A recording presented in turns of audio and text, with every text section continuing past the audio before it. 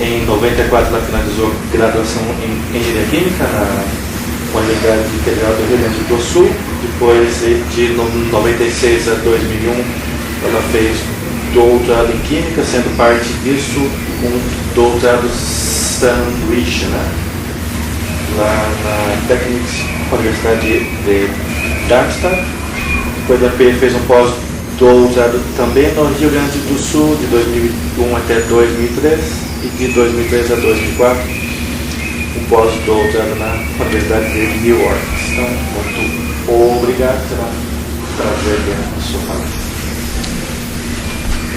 Obrigada pelo convite. Nós estamos aqui vizinhos, né, e muitas vezes não conhecemos, né, as pessoas que estão trabalhando assim tão próximo. Então, acho que é uma excelente oportunidade. Eu já tenho algumas colaborações fortes aqui no Instituto de Física e são muito prazerosas porque complementam, né, a especialidade da minha linha de pesquisa, que está mais centrada na área de síntese de nanomateriais, entre eles materiais magnéticos. E aqui eu encontro, então, pessoas interessadas e com facilidades, né, para caracterização e análises mais sofisticadas. Bom, então eu vou falar de nanopartículas magnéticas, preparações e aplicações. Na verdade, eu vou tentar dar um apanhado de alguns estudos que estão ainda em andamento no grupo de pesquisa, né?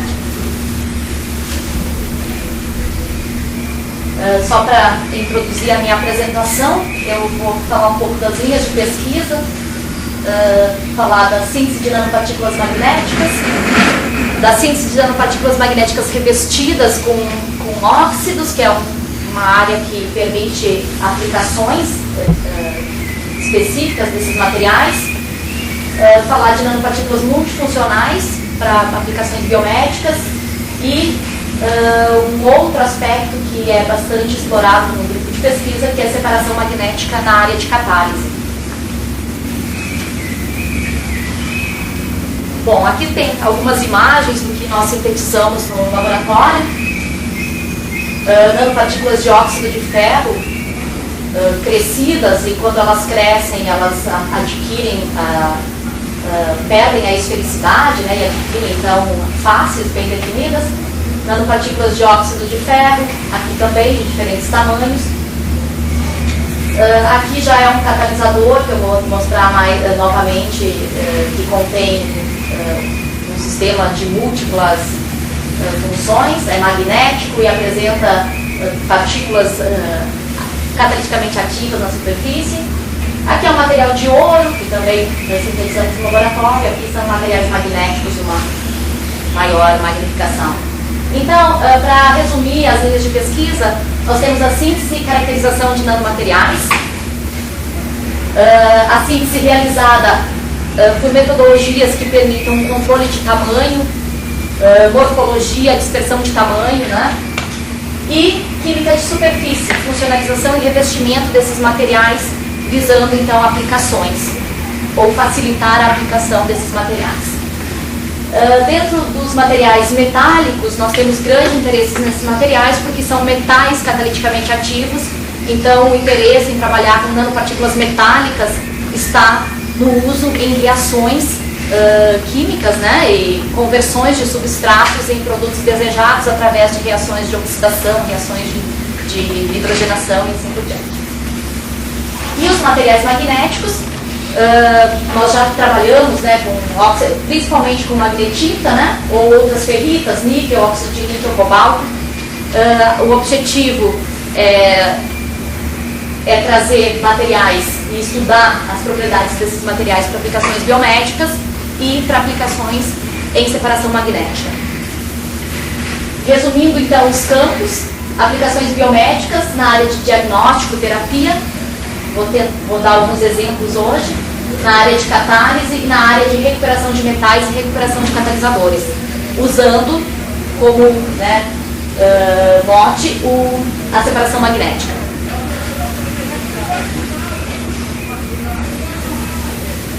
Então vamos à síntese dos materiais magnéticos. A magnetita é um sal, é um óxido de valência mista, né? Onde eu tenho átomos de ferro 2 e ferro 3 dentro, formando esse óxido. Isso, por conta disso, eu tenho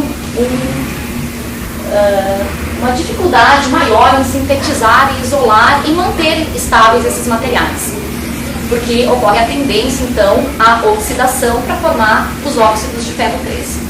Em termos de propriedades magnéticas, a literatura, que é bastante vasta, traz informações de que a magnetita tem propriedades bastante interessantes para aplicações biomédicas. Então, existem alguns métodos de preparação. O método mais simples e mais utilizado é o método da coprecipitação. Neste método, tem que haver um controle na estequiometria dos íons ferro 2 e ferro 3 misturados, né, para fazer a reação. Então, tem que haver um controle do estado de oxidação do precursor de ferro 2 para que ele não oxide previamente a reação.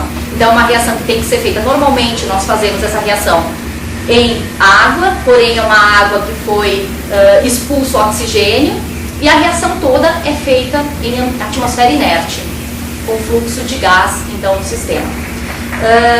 Além disso, tem-se uma série de cuidados com o precursor de ferro 2, que não é estável ao ar, né? Então ele tem que ser manipulado com cuidado. Tendo tomado esse cuidado e tendo na reação, no meio reacional, uma proporção de 2 átomos de ferro 3 para cada átomo de ferro 2, leva-se à formação da magnetita, que seria o óxido de interesse. Então tem um pouco de cuidado extra que tem que ser feito nessa síntese, diferente do que sintetizar um óxido de ferro 3, por exemplo. Tomando esses cuidados, é possível isolar, então, materiais. Nós realizamos essa síntese no laboratório, são obtidas partículas em torno de 10 nanômetros, com uma baixa polidispersão, digamos assim. Tá? Eu não vou detalhar essa síntese hoje. Eu quero falar hoje de um outro método, que é o método de decomposição térmica. O meu já foi. É o método da decomposição térmica, que usa um precursor de ferro 3, né, que é o ferro acetilacetonato, e em um meio reacional redutor permite a formação de nanopartículas de óxido de ferro misto, né, de magnetita. Essa síntese ela já foi reportada há alguns anos, né, eu aqui mostro uma referência, né, do grupo SUM e colaboradores. Dessa síntese, é uma espécie de mistura de alguns surfactantes, né, alguns estabilizantes e o precursor metálico.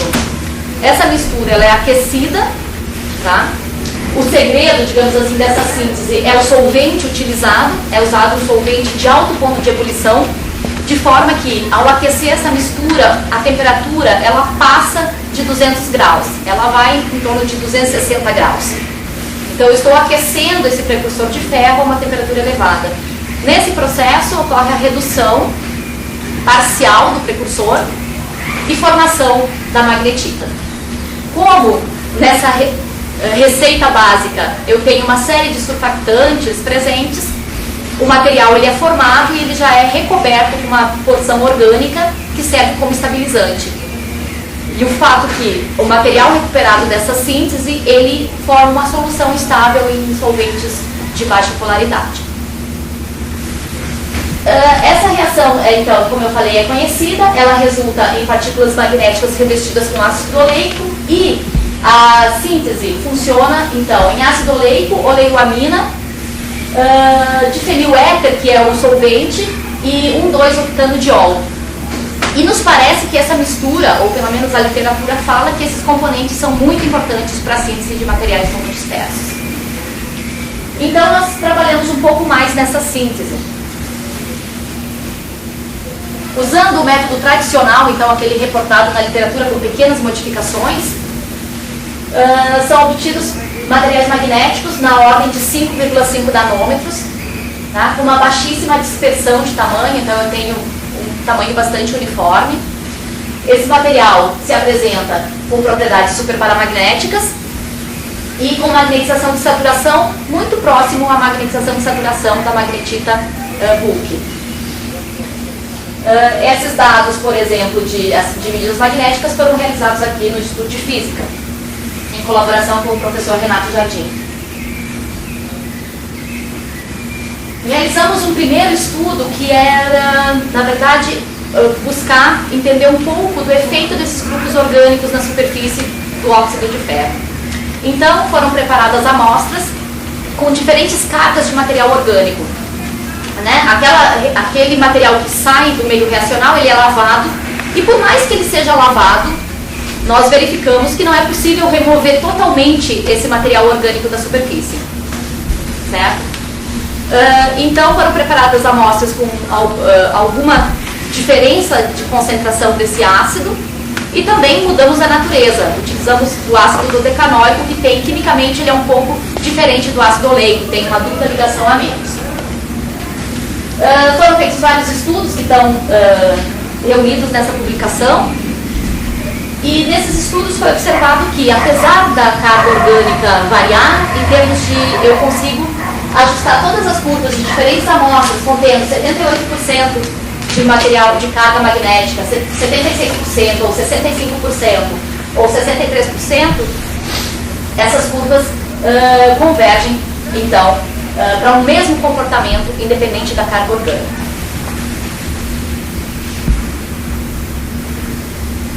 O segundo estudo, então, foi aplicar um método que também já é descrito na literatura, que é um método em busca de aumentar o tamanho. Nanopartículas magnéticas de 5,5 nanômetros já são interessantes para aplicações biomédicas, mas o tamanho pode ter bastante influência quando se busca aplicações, por exemplo, na área de hipertermia magnética. Esse método consiste em preparar uma primeira reação, onde o resultado vão ser partículas pequenas, né? E usá-las como núcleos, como sementes, para o crescimento de camadas posteriores, adicionando a esses núcleos mais fonte de ferro e aquelas condições reacionais mencionadas. Aqui é um resultado que ainda é um resultado preliminar, onde mostra o que aconteceu quando se fez a tentativa de crescimento desses núcleos magnéticos para aumentar o seu tamanho. Tá? Então foi possível aumentar o tamanho, mas em alguns casos nós tivemos o que a gente chama de distribuição bimodal de tamanhos. O que significa? Que além do crescimento daqueles núcleos já existentes, a síntese não controlou somente o crescimento, mas permitiu a formação de novos núcleos. Então, na amostra A eu teria o colóide original, na amostra B houve notoriamente um crescimento de tamanho, eu cheguei na ordem de 15 nanômetros. Na amostra C, que seria o crescimento da amostra B mais uma etapa, eu já observei distribuição bimodal, formação de partículas pequenas. E assim por diante. Na amostra, nessa segunda amostra C aqui, E, eu já tenho partículas facetadas, partículas bem maiores. Né? Então foi uma tentativa de sintetizar pelo mesmo método diferentes tamanhos e estudar essas propriedades. Inicialmente estudamos as propriedades magnéticas e vimos que, independente do crescimento, eu ainda estou dentro de um regime monodomínio e ainda tenho materiais então superparamagnéticos. E aqui são alguns estudos de aplicação, já seria então a primeira aplicação que é de nosso interesse. Esses estudos foram realizados no Centro Atômico de Bariloche, num projeto que tínhamos em colaboração com o professor Ercílio e com pesquisadores do Centro Atômico de Bariloche. Era um projeto CAPES de cooperação internacional, onde eu tenho um aluno que ele realizou então uma missão para estudar as propriedades para hipertermia, para aplicação em hipertermia magnética desses nanomateriais. Foi observado então, aqui é só um gráfico que mostra o aquecimento, né? Nesse caso você tem uma massa de material magnético em solução, é aplicado um campo alternado e é medido então o aquecimento causado nessa solução simplesmente pela aplicação do campo. Essa forma de aquecimento é muito interessante para aplicações biomédicas, porque a hipertermia é uma espécie de terapia já conhecida, já reconhecida, e eu posso realizar hipertermia, ou seja, sobreaquecimento ou aquecimento de um tecido com o objetivo de causar a morte celular. Eu posso realizar esse aquecimento de várias maneiras, né? E uma das maneiras de gerar um aquecimento é através de materiais magnéticos. O fato de se ter a diferença, então, de se fazer uma hipertermia magnética é que, uma vez que um tecido foi alimentado com material magnético, apenas a parte próxima aonde está localizado o material magnético será aquecida. Ao passo que outras fontes de calor, outras fontes de aquecimento não são tão específicas. Então seria uma grande vantagem no uso de materiais magnéticos para essa terapia. Os resultados foram bastante interessantes porque nos levam a perceber que existe primeiro uma dependência com o tamanho. Aparentemente partículas maiores até certo ponto são mais interessantes, ou seja, tem uma rampa de aquecimento mais rápida, significando que eu tenho que aplicar o campo por menos tempo, por exemplo. Porém, no momento que as partículas cresceram além de um determinado tamanho, essa tendência não foi mais observada. Então isso quer dizer que existe talvez um tamanho ótimo que tem que ser buscado para ter uma maior rampa de aquecimento com o tempo, ou um maior SAR, que é o parâmetro que se usa para medir. Então, esses são os resultados. Professora, Oi? a senhora usa uma radiofrequência para excitar as partículas, para você aquecer o material. Qual é a faixa que você está usando? Tem aqui, é 100 km. Tá? Eu não sei muito a respeito do design do equipamento, porque isso não foi feito aqui, isso foi feito na Argentina. Então, e não foi feito por mim.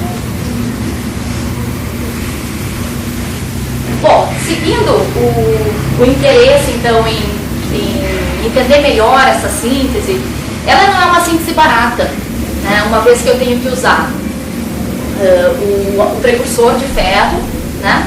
o ferro acetilacetonato, tem que usar ácido oleico, oleoamina e um 2-octano de álcool, que é um de álcool, que seria, assim, dentre todos os reagentes, é o mais caro, é o que encarece essa reação. Encarece bastante essa reação.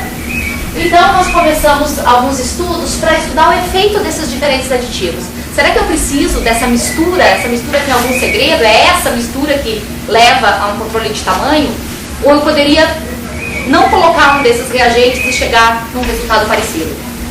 E a pergunta que ainda está por ser respondida pelo aluno que trabalha nesse projeto é se eu tenho outros aditivos mais baratos que poderiam ser substituídos sem perder a qualidade. Então, inicialmente foi feito um estudo, isso foi feito no Instituto de Química, que é uma técnica de termogravimetria que está acoplada a um espectrômetro de massas. É um equipamento muito interessante porque ele permite, já que a síntese, o que nós pensamos? Essa síntese é realizada por uma mistura dessas substâncias e um aquecimento, ou seja, uma rampa de aquecimento. No momento que eu aqueço a amostra, deve começar a acontecer algumas coisas que podem ser detectadas analisando o gás que está sendo liberado nesse processo.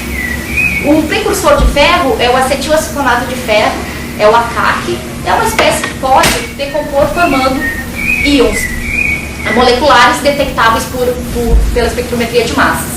Então, basicamente, foi feito isso. Naquele eixo é mostrada a intensidade de corrente do íon M-SOPZ43, que significa um produto da decomposição do ferro acetilacetonato, ou seja, do acetilacetonato sendo liberado do ferro, né? Então a decomposição do complexo precursor, em função da temperatura, que também é função do tempo, já que é feito numa rampa de temperatura.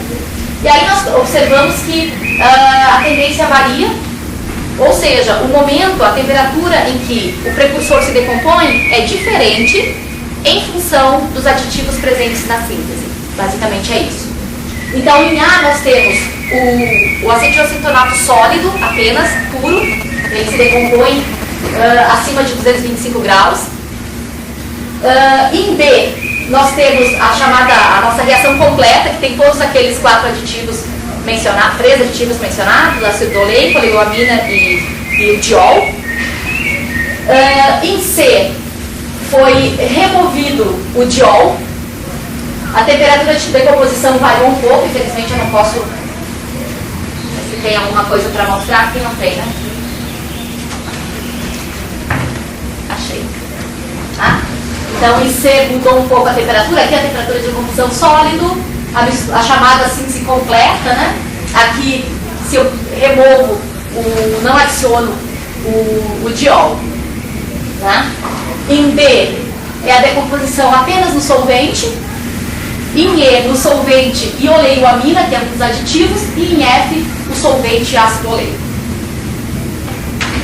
Bom, além de analisar esse comportamento, então vamos ver o que aconteceu foram isolados sólidos após essas sínteses, né, realizadas em escala de laboratório. Que curva você conseguia mudar as composições para ver qual é melhor? O que seria o melhor curva aí para você? Nós ainda estamos investigando, mas aparentemente, depois pelas imagens, eu vou analisar o quê? Que a reação que acontece em temperatura mais alta, aparentemente, ela nos dá um material mais uniforme. Não, essa é só a faixa de temperatura que decompõe, né? É a faixa de temperatura, é onde começa a decomposição. Na verdade, eu estou interessado em saber, depois, será uma segunda etapa, se partículas se formaram aqui. Ou se aqui só decompõe o precursor, né? Mais esse detalhe ainda. Bom, mas aí, na verdade, todas essas reações resultaram em algum sólido que pode ser isolado. E aí nós partimos para a caracterização desses sólidos. Aqui são algumas micrografias. A micrografia se apresenta assim por conta do grid que foi usado para preparar a amostra, tá? Aqui é o material obtido então dessa síntese com os 3 aditivos, né? Repetindo aquilo que eu mostrei inicialmente, em torno de 5 nanômetros, e um material bastante homogêneo em termos de tamanho, né? Naquela síntese que foi abstraído o diol, que eu falei que era o componente mais caro da síntese, né? Que era o que a gente gostaria de não ter que adicionar, ocorreu a formação de partículas, algumas maiores e outras menores do que a síntese em presença desse diol, desse aditivo. Então, aqui é um pedaço do grid mostrando uma região de partículas pequenas, aqui região de partículas maiores. Tá? Então, na verdade, isso já nos leva a pensar que realmente o octanodiol tenha, 2-octanodiol tenha um papel importante para regular o tamanho. Mas aí continuamos, já que a ideia era fazer, na presença das diferentes combinações de aditivos, apenas com oleoamina. Tá? Essa imagem, então formaram-se partículas muito pequenas, não foi nem possível fazer um bom histograma de distribuição, elas estão na faixa de abaixo de 3 nanômetros, tá? E sem oleoamina, sem octanodiol, então só em presença de ácido oleico eu tenho esse tipo de material. Aqui são partículas muito pequenas e aqui grandes, ou seja, novamente distribuição bimodal. Então, aparentemente, existe a necessidade de um álcool, né, de um aditivo que tenha como o octanodiol ou algum outro álcool para fazer o papel de controle de tamanho. Aqui eu vou apresentar então o que a gente chama de síntese otimizada. Então, já que é necessário ter todos esses componentes, nós voltamos àquela síntese dos núcleos iniciais e das etapas de crescimento com maior controle agora na síntese, de forma que foi possível obter materiais com tamanho muito controlado. Né? O núcleo original era 5 nanômetros, então aqui eu estou apresentando mais 2 fotos, 2 imagens, 2 microscopias de um material de 7 e 11 nanômetros, onde eu tenho um grande controle de tamanho e de distribuição de tamanho, usando a síntese então, que já foi reportada na literatura. Um método alternativo, nós testamos vários aditivos que tivessem grupos hidroxilas, que pudessem fazer o mesmo efeito que o 2-octanediol. E um que se mostrou bastante precursor é o etileno glicol. Isso são dados bem recentes, né, não foram publicados ainda.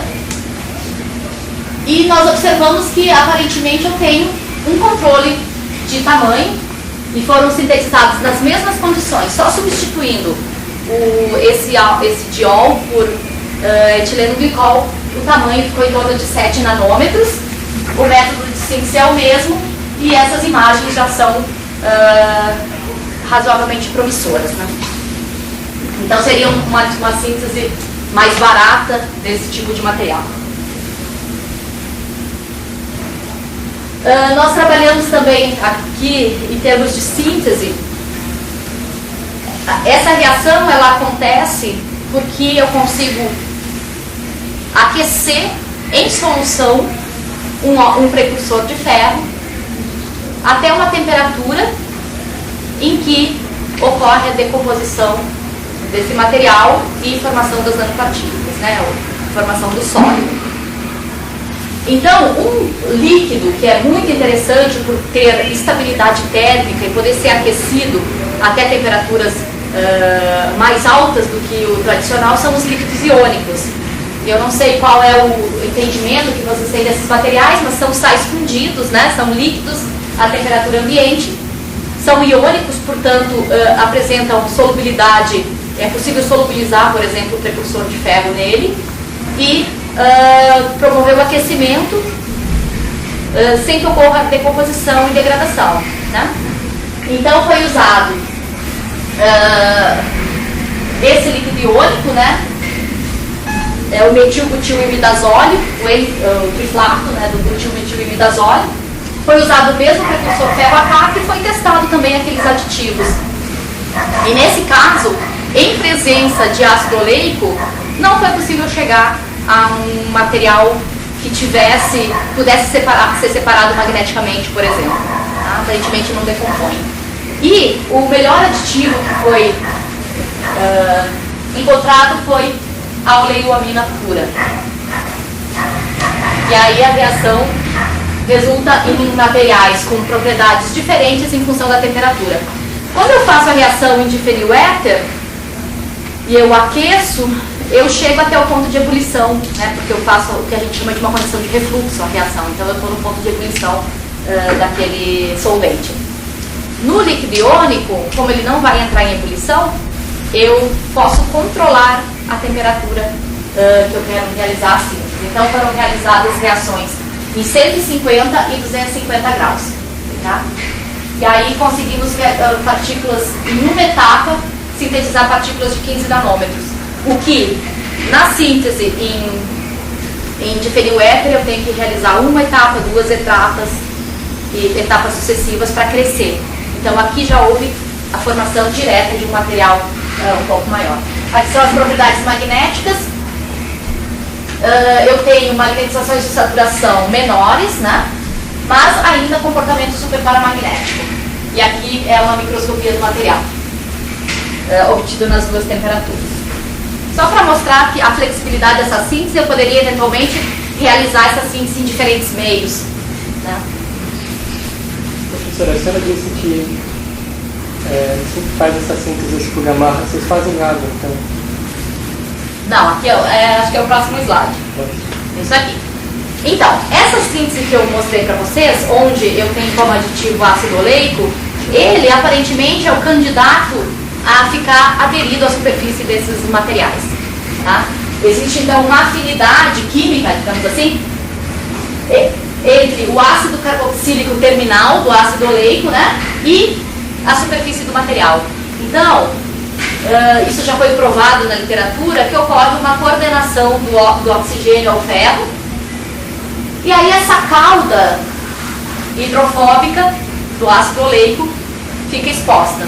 Então a gente pode pensar quase como um modelo de micela, né, onde eu tenho todos esses grupos hidrofóbicos expostos. Com isso, o material forma um fluido. Aqui é uma imagem de um ferro fluido, né? Onde eu tenho, aqui é um ímã, né? Em presença do campo, todo o fluido é movido, né? Em direção ao ímã. E quando eu afasto essa solução, ele é um líquido, né? Quando eu afasto, ele se comporta como um líquido normal, né? Ele não tem efeito. Esse material se mantém por anos estocado, sem mudar suas propriedades. A gente tem soluções com mais de ano que foram preparadas, ele fica estável, não deposita, permanece em solução. Bom, eu posso eventualmente aplicar para aplicações biomédicas, por exemplo, desde as aplicações em hipertermia magnética ou aplicações para imagem por ressonância magnética, que seria outra aplicação desses materiais. Eventualmente eu posso elaborar formulações onde eu tenho esse tipo de grupos orgânicos superficiais, só que seria mais interessante que elas fossem solúveis em água, tá? E a ideia, né, na verdade, o que se pode fazer para torná-las solúveis em água é trocar esse grupo, né? Eu troco esse grupo que tem essa cadeia apolar por algum grupo que tenha cargas, né? Um grupo muito usado são sais de tetioamônio. Aí eles são carregados e acontece isso. Esse aqui é um exemplo daquele material obtido, onde eu tenho uma mistura de dois solventes immiscíveis, um polar e um apolar, né? Então eu tenho aqui uma solução em diclorometano e aqui é água. Então quando eu tenho ácido oleico, todo o material se localiza na fase apolar. Foi feita uma reação para trocar o ácido oleico por esse sal de amônio, sal quaternário de amônio, e aí as partículas se movem para a fase aquosa. Então aqui, mesmo em presença de um meio polar, eu tenho maior afinidade pela fase aquosa, já que eu estou com a superfície carregada. Uma técnica que eu já vi também é você fazer uma dupla camada. Colocar essa primeira camada de ácido oleico, depois eles conseguem de alguma forma colocar uma segunda camada. Não com ácido oleico, aí você tem que colocar um ácido de cadeia linear. Por exemplo, ácido láurico, ácido dodecanoico, porque isso é bastante interessante também. Isso aqui não está muito fácil de observar aí de cima. Por que essa cadeia aqui tem essa curva? Porque aqui tem uma dupla ligação, tá? Essa dupla ligação parece ter um papel muito importante para que as partículas fiquem realmente com a camada hidrofóbica para fora. Quando eu tenho um ácido de cadeia linear, aí eu tenho uma molécula de ácido, várias, né? Uma camada de moléculas de ácido, onde o ácido está ligado ao ferro e a cadeia sai, e aí eu tenho condições de acoplar aqui, né, uma interação forte com outra cadeia que também é linear e ficar apontando para fora, digamos assim, uma outra cabeça polar. Aí eu faço partículas solúveis em água também. Existem aplicações onde eles fazem drafting na superfície das nanopartículas em polímeros. Você faz isso? Eu vou mostrar um exemplo com sílica. Mas dali vocês podem fazer preparações dessas nanopartículas para a próxima semana, então vocês fazem ou ainda não? Então, nós temos esses materiais, essas soluções aquosas estão em teste com o Lionel. Ele que está testando para nós. Nós não temos nenhum resultado ainda. E esses ainda não foram fagocitados por nenhum tipo de célula? Ah, não, isso sim, a parte celular já foi realizada. Então realmente você consegue botar essas partículas dentro da célula? Até onde eu sei, sim. Eu ainda não discuti os resultados com ele, mas já está bastante adiantado o trabalho. O problema, até onde eu sei, o problema dos materiais magnéticos é o tempo de permanência, né? Porque elas são expelidas muito facilmente pelo organismo. Inclusive, existe toda uma química de superfície que é trocar esses grupos funcionais por grupos que justamente façam a localização, que tenham alguma afinidade pelo órgão, pelo tecido ou pelo organela que se deseja localizar. Porque, a princípio, nós temos alguns testes iniciais e... Então, o que vocês estão fazendo com o Albert Einstein é para ligar algum célula-tronco ou não? Ainda não. Que tipo de células Não. vocês estão fazendo? Não. Que tipo de aplicação é? A aplicação é para imagem, realmente. Não, porque para a imagem, quando fazer imagem de órgão, ou fazer o que a gente tem interesse, marcar células tronco com as células. E vocês fazem algum tipo, já fizeram alguma coisa assim? Não. Que eu tenha isso, não. Pronto, não. Mas a parte de funcionalização, nós temos bastante experiência. Né? Eu vou mostrar algumas outras coisas mais. Com relação a trocar esses grupos aqui, né? Porque a ideia de células-tronco, basicamente você pega isso, cobre, como ele falou, com polímero, e aí esses radicais que ficam soltos, você pode ligar em antígeno. Você coloca dentro da cultura, a cultura fagocita com ele, e fagocita e fica lá um monte deles. E aí agora você tem uma célula-tronco, que é viável, isso aqui depende do que você foi fazendo, vai demorar meses. E aí você agora acompanha a célula-tronco sem matar o ratinho, ou seja, você vai ver onde que pega. E isso que a gente tem interesse. Então, aí a parte, toda a ressonância que você vai fazer, toda a parte de células-tronco, tem vários que você vai fazer, agora a parte de... Ligação de anticorpos? Eu já tenho método para ligação de enzimas, que seria de proteína, que seria mais ou menos, né, nessa linha. Interesse nessa linha, porque aí tem pessoal do Tantão, tem vários grupos que estão interessados em genoma. Porque na verdade você tem que achar, o ideal é que você ligue covalentemente esses anticorpos nas superfícies modificadas, porque aí você tem uma estabilidade maior. E aí existem, na área de bioquímica, né, existem metodologias já bem descritas. O problema a questão é decidir, né, se você vai ligar isso diretamente no material magnético. A gente tem que lembrar o seguinte, esse material magnético, esse especificamente, ele é suscetível à oxidação. Quando eu preparo uma solução com ácido oleico, que eu tenho toda essa camada orgânica aqui, protetora hidrofóbica, eu tenho uma solução que dura por mais de 12 meses com segurança. Quando eu transporto para a fase aquosa, eu não tenho um material estável por muito tempo. Eu baixo muito a estabilidade, ela pode precipitar, pode oxidar. Então nós partimos para a parte de revestimentos. Qual é o objetivo do revestimento? 2, pelo menos. 1, proteger esse material magnético, ou seja, ter algum revestimento que faça uma proteção adicional e gerar uma maneira de funcionalizar muito mais facilmente e ligar covalentemente moléculas de interesse o mais variado possível na superfície. Eu vou mostrar agora então um pouquinho sobre essa segunda parte. Então seria uma segunda parte, né? Então a respeito dos núcleos magnéticos, nós temos estudado, interesse em estudar mecanismo de formação, controle de tamanho e grupos superficiais, né? Troca de grupos superficiais. Pelos motivos que eu acabei de expor, a síntese de nanopartículas magnéticas revestidas com algum material que seja polímero, óxidos inorgânicos ou até outros metais são interessantes e são de interesse então do grupo. Nós temos alguns resultados que ainda não são satisfatórios com o ouro, que a ideia é ter um núcleo magnético e uma camada fina de ouro, já que o ouro é um material aparentemente com bastante interesse por propriedades ópticas, facilidade de ligação de moléculas na superfície, e está sendo muito estudado em aplicações biomédicas. Só que não é uma tarefa fácil. O que aconteceu? Quando nós conseguimos efetivamente revestir esse material com ouro, nós tivemos uma queda das propriedades magnéticas. É como se tivesse apagado, né, bloqueado.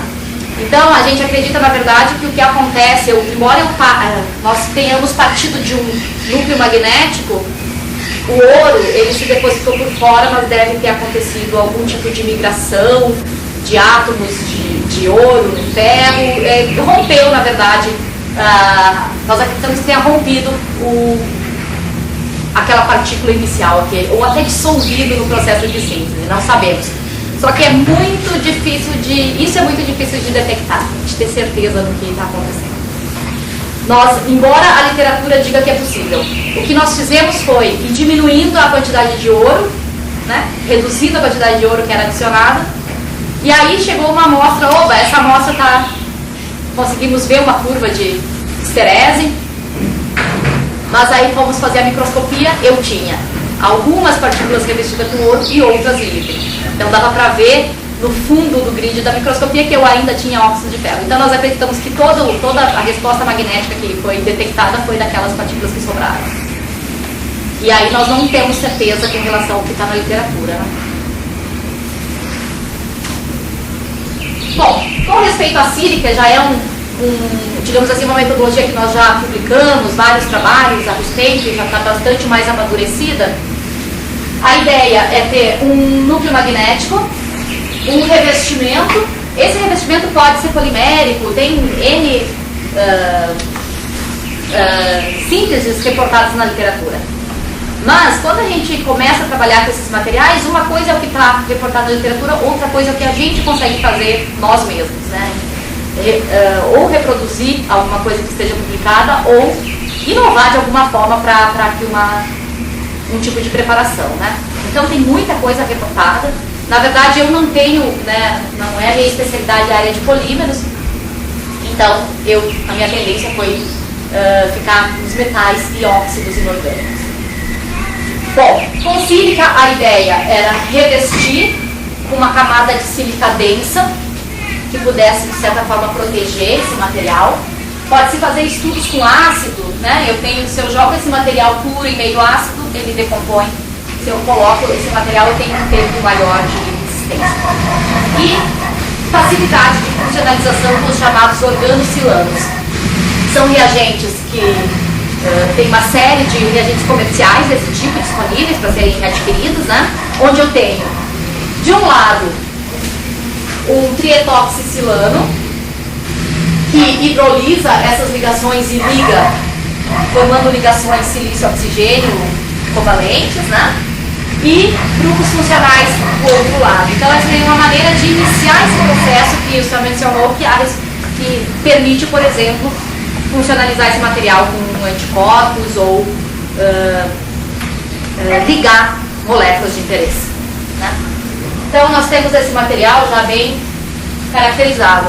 O processo de síntese é um processo de microemulsão, onde o material, o surfactante, que tem uma cauda polar, né, uma parte polar, é misturado com solvente, é adicionado os núcleos magnéticos, isso forma uma mistura homogênea, e aí é colocado o precursor de sílica e amônia. A amônia seria a fonte de água que vai formar uma microemulsão. Então são formadas microemulsões. O TEOS, que é o tetraetilortosilicato, é um precursor de sílica que vai hidrolisar, condensar ao longo do tempo, formando então uma camada de sílica ao redor dos núcleos. Esse é o material que a gente trabalha no grupo, então. Lá no detalhe você vê um núcleo magnético e uma camada em torno de 20 nanômetros, 25 nanômetros de sílica. Tá? Claro que não é 100, infelizmente não temos 100% de garantia de ter apenas um núcleo magnético dentro de cada uma dessas esferas, já que uma microemulsão ele é tido como um nanoreator, né? Onde eu tenho gotículas e os reagentes eles difundem para dentro dessas gotículas, desses nanoreatores, e aí se forma o material. Então, em alguns casos eu tenho a micela um pouquinho expandida, como é aqui, que eu devo ter vários núcleos magnéticos dentro. Em termos de propriedades magnéticas, eu ainda estou no regime superparamagnético. Tá? Aqui são valores obtidos quando eu desconto a sílica, contando apenas a carga magnética, eu chego num valor típico de nanopartículas de magnetismo, em torno de 80 mil por grama. Se eu contar a carga magnética, eu tenho em torno de 8 mil por grama. Porque eu tenho nesse material em torno de 9% de óxido de ferro, o resto é sílica. Aqui dá para ver a ausência de esterese, a temperatura ambiente e esterese abaixo da temperatura de bloqueio, que eu não apresentei aqui, mas assim então. Nós trabalhamos nessa síntese para variar essa espessura da camada de sílica, é possível. Variando o tempo de reação, nós conseguimos sintetizar uma camada de sílica mais fina ou uma camada de sílica mais grossa. Então aqui eu tenho uma camada bem menor, em torno de 10 nanômetros. O núcleo tem em torno de 10 nanômetros também.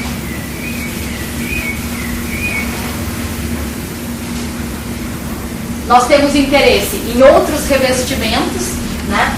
Por exemplo, carbono, titânia, alumina, céria, principalmente para aplicações futuras na área de catálise. Que esses óxidos já são bastante conhecidos como excelentes suportes para catalisadores. Tem que horário que eu tenho para falar? Então, aqui, para mostrar um exemplo, que são esses materiais chamados nanomateriais multifuncionais. São plataformas onde são idealizados sistemas onde uma partícula única tenha mais de uma função, né? Eu posso ter, no nosso caso, uma função que é o material magnético e alguma outra molécula na sua superfície ou mesmo na camada de sílica que tem uma função, por exemplo, como um fármaco, como uma droga. Esse seria um exemplo. Ou eu posso ter um material que tenha um material magnético e um corante luminescente nesse material. Então eu teria duas maneiras de detectar esse material, por fluorescência e por imagem, né, por ressonância. Aqui é um exemplo onde eu tenho algum indicador fluorescente, ou seja, eu consigo, é uma única partícula onde tem um indicador fluorescente que permite a visualização. Tenho um corante que é sensível a alguma substância, por exemplo, zinco, potássio, sódio, alguma coisa assim. E tenho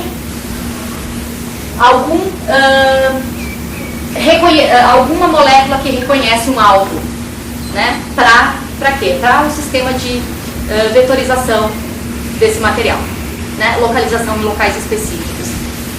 Né? Então, esse é um exemplo. Tá? Esses materiais podem ser usados como sensores para imagem e para terapia, por exemplo. Tem um projeto que está em andamento, é um projeto temático que está em andamento no Departamento de Bioquímica do Instituto de Química, que trabalha na área de terapia fotodinâmica. Nesse projeto temático, são desenvolvidos novos fármacos ou novos fotossensibilizadores capazes de realizar esse tipo de terapia. O que é a terapia fotodinâmica? Ela se baseia no uso de uma molécula que, ao ser excitada, é capaz de transferir, ela passa de um estado singlet a um estado, de um estado fundamental a um estado excitado, e nesse estado excitado ela transfere energia, por exemplo, para o oxigênio, formando espécies como, por exemplo, o oxigênio singlet. O oxigênio singlet, ele é danoso às células e ele é capaz de realizar, então, morte celular. Essa terapia, ela já é aprovada, né, e executada com diferentes fotossensibilizadores, mas ainda tem muito a ser desenvolvido nessa área, por conta de problemas associados ao uso desses fotossensibilizadores. Normalmente são moléculas orgânicas que são administradas ou intravenoso ou no local, por exemplo, para todo tipo de câncer ou proliferação celular que aconteça no corpo em áreas expostas, né, ela pode ser aplicada. E tem alguns problemas.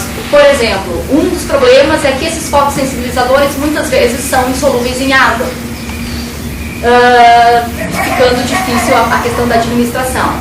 Ou esses fotossensibilizadores têm muita interação com o tecido e acumulam-se na pele, de forma que é administrada a droga, é feito o tratamento que consiste em irradiar a região, e o paciente tem que ficar na ausência de luz solar por algumas semanas.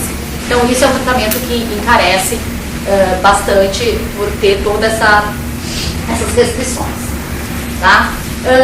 Tem outros problemas, por exemplo, que essas moléculas elas funcionam bem ou geram oxigênio singlete quando estão isoladas, mas processos de agregação que podem acontecer nos tecidos reduzem a capacidade ou a eficiência de geração de oxigênio singlete.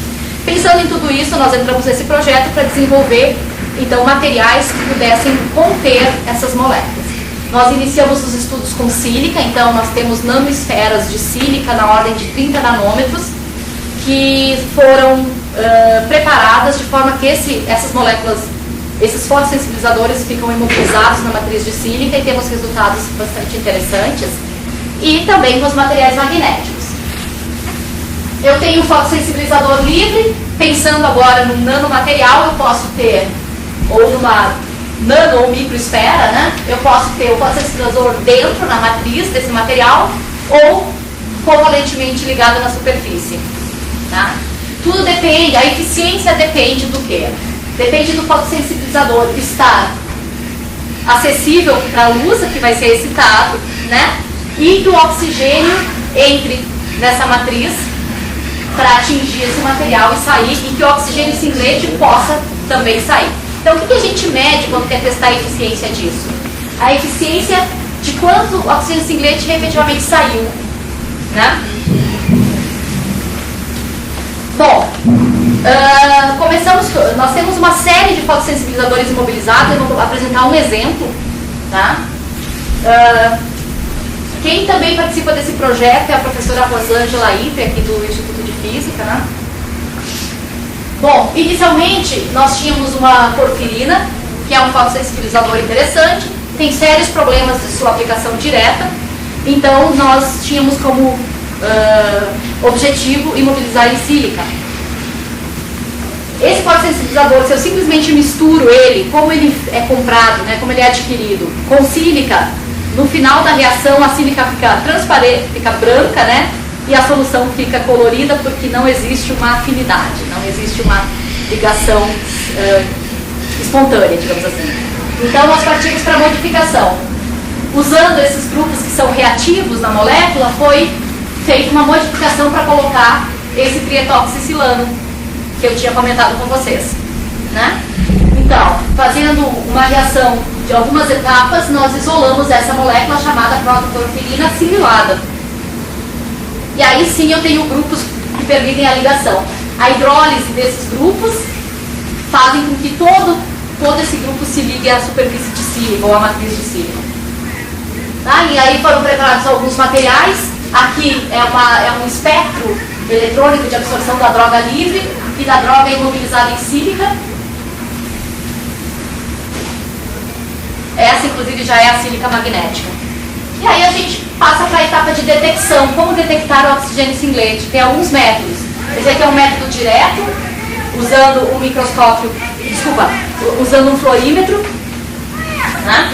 É registrado o espectro de emissão quando a amostra é fotoexcitada por um laser. É registrado o espectro de emissão na faixa do infravermelho próximo. O oxigênio singlete já é conhecido por gerar um espectro de emissão com máximo em 1270. Registrando os transientes das emissões em 1270, é possível calcular, por exemplo, o tempo de vida dessa espécie e, por exemplo, comparar com um determinado padrão em solução que já é conhecido. E aí, nesse caso, foi determinado um tempo de vida de 8 microsegundos em metanol, tanto para o padrão quanto para o fotossensibilizador imobilizado. Fazendo a utilização de um padrão permite determinar os máximos de emissão, né, que seriam esses máximos aqui de emissão, para a espécie que está imobilizada e para um padrão cujo rendimento quântico é conhecido de oxigênio singlete. E aí é usada essa equação para determinar a eficiência de geração de oxigênio singlete pelo fotossensibilizador imobilizado. E aí chegamos ao valor de 0,68, que está muito próximo da porfirina livre também. Indiretamente, nós também detectamos oxigênio singlete usando uma sonda. Essa molécula, em presença de oxigênio singlete, forma esse peróxido que não absorve no mesmo comprimento de onda que essa molécula. Essa aqui absorve em 400 nanômetros e é possível acompanhar espectrofotometricamente. Irradia e registra um espectro. Irradia, registra um espectro, você vai vendo o decaimento da sonda. Significa que eu estou gerando oxigênio singlete. Tá? E aqui é um exemplo de um decaimento em função do tempo. Tá?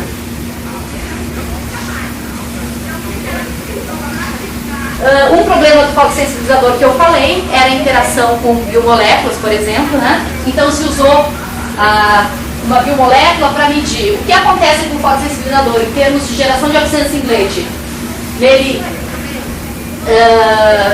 imobilizado. Então aqui é o fotossensibilizador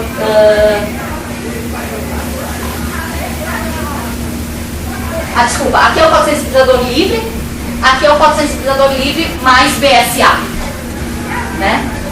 Que é uma biomolécula, então afetou a geração de oxigênio singlete, ou seja, reduz a geração de oxigênio singlete. Aqui é a porfirina imobilizada, o fotossensibilizador imobilizado, e aqui o fotossensibilizador imobilizado mais BSA. Não teve efeito, ou um efeito menor, uma interação menor, porque eu tenho, nesse caso, o fotossensibilizador dentro da camada de sílica e o tecido ou as biomoléculas estarão fora. Foi estudado também a interação com íons pequenos, por exemplo, o íon brometo, e ele é conhecido por suprimir a fluorescência dessas porfirinas. Então, na porfirina livre, em função da concentração do supressor, eu tenho uma supressão de fluorescência, e na porfirina imobilizada, eu não detectei o efeito da presença do supressor. Que são parâmetros, então, que nos permitem analisar justamente o fato de imobilizar esse material, o fotossensibilizador está mais protegido e interagindo menos com o meio biológico quando ele está dentro de um nanomaterial. Eu só vou mostrar rapidamente um exemplo do que nós trabalhamos no laboratório com relação à separação magnética. Tá? Eu acho que para quem estuda propriedades desses materiais não é uma aplicação tão nobre, mas do ponto de vista de aplicações, do ponto de vista de tecnologia, é uma aplicação bastante interessante.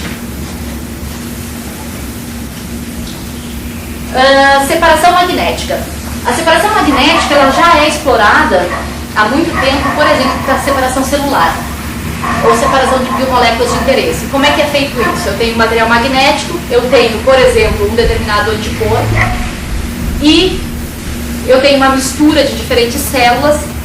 Esse material vai reconhecer apenas um tipo, é feita a separação magnética, eu posso coletar e fazer uma separação positiva ou negativa. Então isso é conhecido há mais de 40 anos. Hoje em dia a indústria disponibiliza de kits de separação celular, de vários kits com materiais magnéticos para essa função. Você já compra material magnético com determinada biomolécula na superfície. Isso é bastante reconhecido. O que nós fizemos foi ampliar um pouco isso e pensar em utilizar a separação magnética para a recuperação de metais, para a recuperação de catalisadores. Quando eu realizo uma reação química com um catalisador, muitas vezes no final da reação é de interesse remover esse catalisador.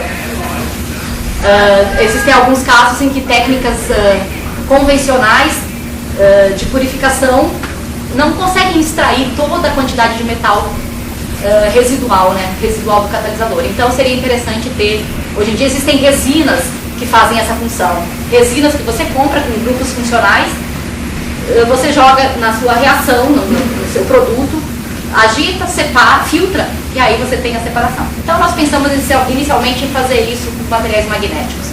E as coisas evoluíram a ponto de nós pensarmos um pouco mais alto, que seria preparar catalisadores que já seriam magnéticos desde o início.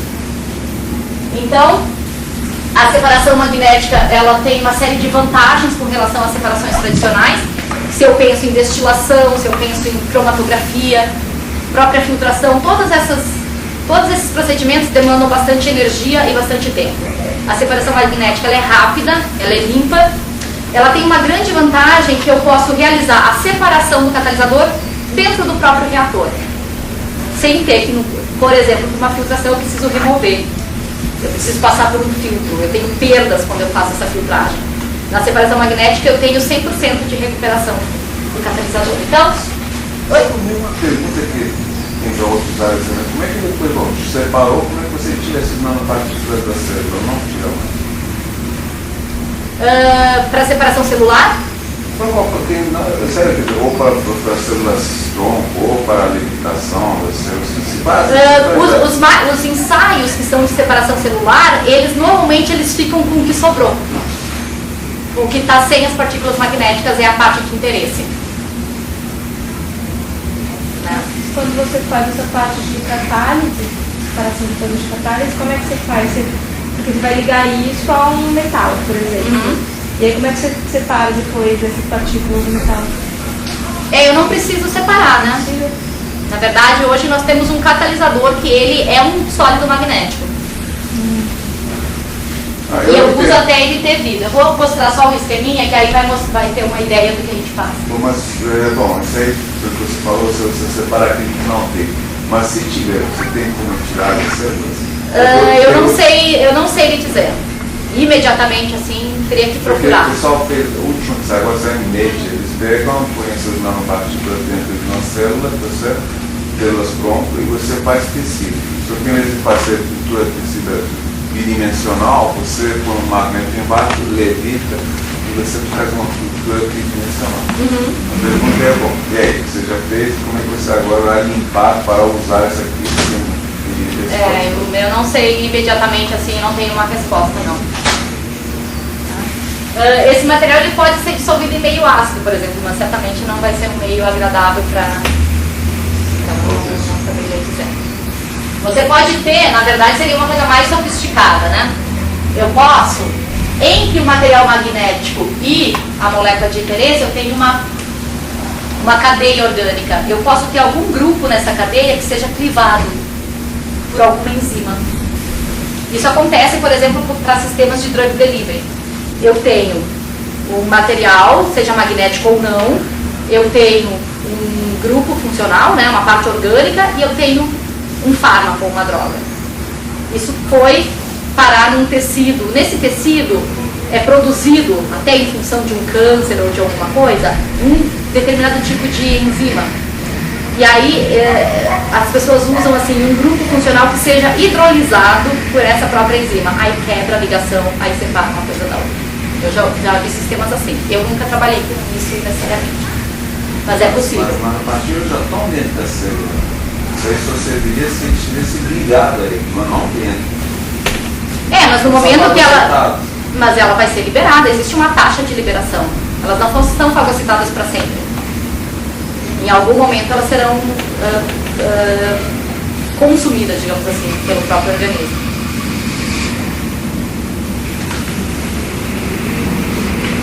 Até onde eu sei, existe um problema que é como manter mais tempo dentro das células para algum tipo de aplicação. Bom, o que nós fazemos então é preparar os núcleos magnéticos, revestir com sílica, ligar grupos funcionais que são importantes para a ligação de metais e formar um catalisador, reduzindo o metal sobre esse material. Vou dar uma adiantada, só para vocês terem uma ideia. Eu posso, com isso, formar nanopartículas metálicas, por exemplo, de diferentes tamanhos. Aqui eu tenho óxido de ferro, sílica, e essas bolinhas muito pequenas aqui, em torno de 1 nanômetro, são de paládio. Ou isso aqui é paládio, que tem atividade catalítica. Aqui para ver um pouquinho melhor. Aqui esse eu não tenho nenhum grupo funcional, aqui com um determinado grupo funcional, aqui com outro grupo funcional. Então nós modulamos o tamanho em função disso. E aí, em termos de catálise, eu vou ter respostas bastante diferentes.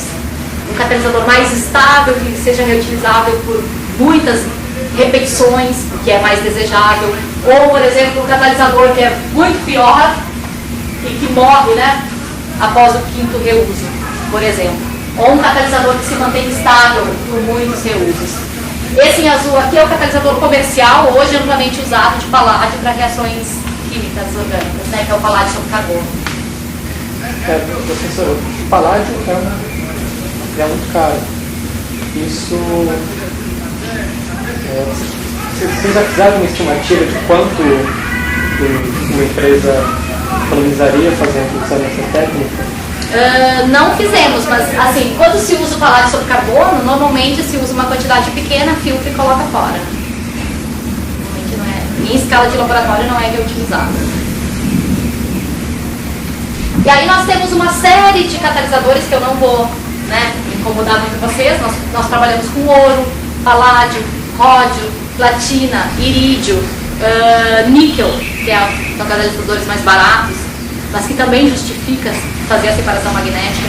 Não tanto pela economia do preço, claro que assim eu estou economizando metal, eu estou reaproveitando mais o metal, mas pela facilidade de separação também, que eu não tenho que usar, eu teria que montar um reator, uma espécie de eletroímã que fizesse toda essa separação. Nós não temos nenhum protótipo ainda. E não existe ainda o uso comercial desse tipo de catalisador. Então são ideias bastante relativamente novas, né? Começaram a surgir na literatura em 2004 e agora já tem bastante gente publicando aí todo tipo de imobilização, tanto catalisadores homogêneos, heterogêneos, nanopartículas como a gente faz nesses suportes. Vou mostrar só mais um exemplo, vou passar nesse aqui. Ó, esse aqui é um exemplo que é bem claro, um catalisador de ródio. Eu tenho núcleo magnético, isso aqui é o metal ativo cataliticamente, e eu consigo separar esse material sem problemas no final da reação. Vou passar para os agradecimentos. Então, aí à direita tem os alunos, né, que fizeram esse trabalho. E colaboradores, a gente tem uma colaboração forte com o professor Pedro Kiyohara, na parte de microscopia. Né, algumas das microscopias mostradas aqui hoje foram realizadas aqui no Instituto de Física, outras foram realizadas no LNLS. Né, e com o professor Renato Jardim, né, a parte de medidas magnéticas, né, também, grande parte desse trabalho. Richard Lander da Unicamp, ele faz análise de XPS, que é um tipo de análise bastante interessante para caracterizar justamente esses catalisadores, os metais reduzidos desse suporte, e alguns outros colaboradores. Nós usamos então as instalações do LNRS, algumas coisas no IPEM também para realizar todos esses trabalhos. E o laboratório fica sediado no Instituto de Química da USP, no bloco 12 superior. É isso, agradecendo a paciência.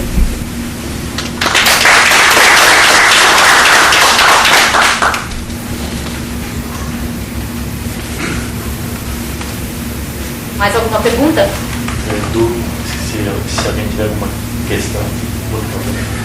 Professora, nas medidas que eu faço, eu preciso incidir um laser em uma amostra de ferro fluido. Para isso eu coloco ela numa cubeta fina, só que eu preciso que ele seja transparente à luz para depois fazer as medidas de intensidade. Vocês conseguem fazer uma solução assim? Bem diluída. Bem diluída? Sim, a gente precisa ser transparente só. Você pode fazer a medida em tolueno? Pode ser qualquer. Tolueno é um bom solvente para ter uma solução muito estável. Você faz só de óxido de ferro ou pode ser qualquer metal? Pode ser qualquer metal, professor.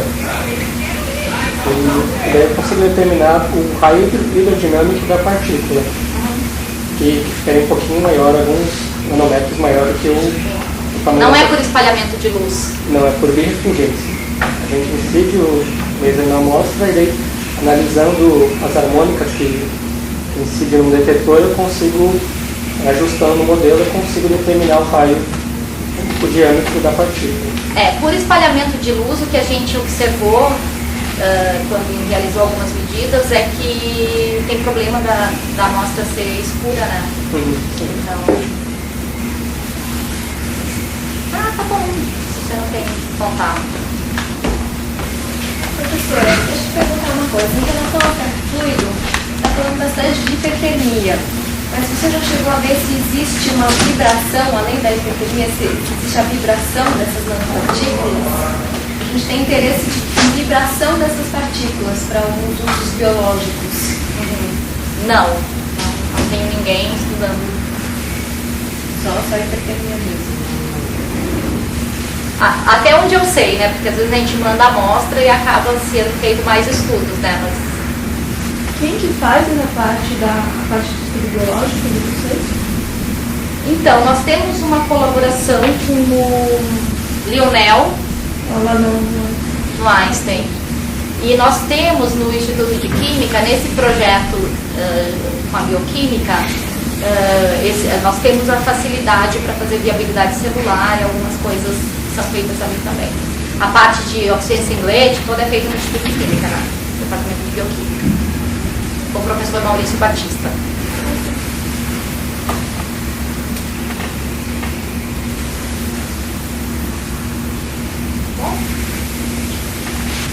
Vamos agradecer mais uma vez.